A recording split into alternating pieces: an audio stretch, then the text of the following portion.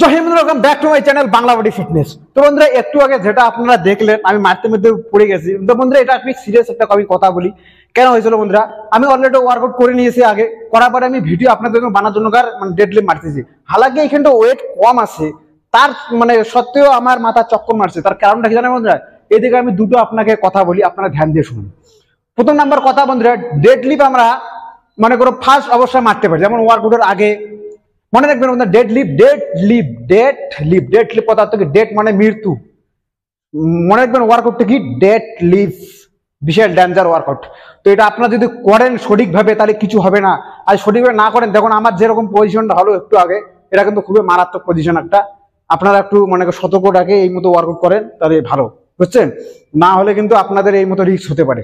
তো বন্ধুরা, ডেডলিফটটা আপনারা ওয়ার্কআউটের আগে করবেন, আর এটা আপনার শরীরে যদি সেই মতো এনার্জি থাকে তাহলে করবেন, না হলে করবেন না। আর একটা কথা বলুন তো, ওয়েট ওজন ততটাই নেবেন যতটা আপনার সঠিকভাবে মারতে পারেন। অনেক অধিকাংশ লোক কি করে বন্ধুরা, ওয়েট বেশি নিয়ে মানে ভুলভাল করে মারে। তো আপনার যাতে এটা না হয় সেটা দেখুন আর সঠিকভাবে মারুন। তো সঠিকভাবে কি করে মারবেন আমি দেখাচ্ছি। তো দেখুন বন্ধুরা, আমাদের পজিশন লেগ মানে পায়ের পজিশন থাকবে আমাদের শোল্ডারের বরাবর, আর আমার গ্রিপ যে ধরবো সেই জায়গায় সেটাও থাকবে শোল্ডারের বরাবর। দেখুন বন্ধুরা, এই জায়গায় ধরবেন।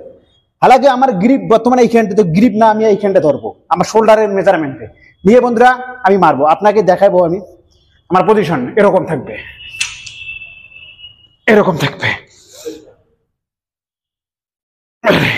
এদিকে দেখুন বন্ধুরা, দেখুন এদিকে এবার আমি আপনাকে দেখাই পজিশনটা।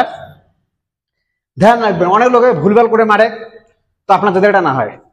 বন্ধুরা দেখুন, যখন মারবেন এরকম পজিশন, কিন্তু মারার সময় আপনার এদিকে ডাউন করবেন, মানে আপনার পিঠ আপনার মানে কোমরের এদিকে একটু ডাউন করে রাখবেন, ডাউন করে নেবেন, আর চেষ্টাকে একটু আপ করে নেবেন, নিয়ে এভাবে উঠাবেন। দেখুন আমি যেভাবে উঠে দিচ্ছি, দেখুন এইভাবে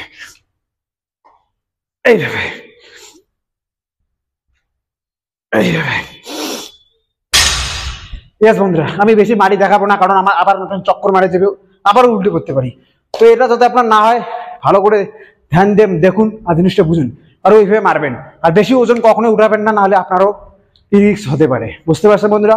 তো এই ডেডলিফট সম্বন্ধে যারা কিছু জানতে চান অবশ্যই কমেন্ট বক্সে বলবেন। কথা বলি, ন্যাচুরাল বডি বানানোর জন্য আপনাকে ন্যাচুরাল জিনিসে খাতে লাগবে, যেমন বাজারে অনেক কিছু ফলমূল পান সেগুলা। আবার যদি আপনারা ইনজেকশন কিংবা স্টেরয়েড বডি বানান, তো বডি তো তাড়াতাড়ি হবে, শরীরের মধ্যে অনেক প্রবলেমও দেখা দিবে। তো বন্ধুরা, আজকে মানে এতটুকুই, দেখা হবে পরবর্তী আরেকটা ভিডিওতে। তখন ভালো থাকুন, সুস্থ থাকুন, আর হ্যাঁ, ন্যাচুরাল বডি বেনিফিট দেখুন। জয় হিন্দ, বাই বাই।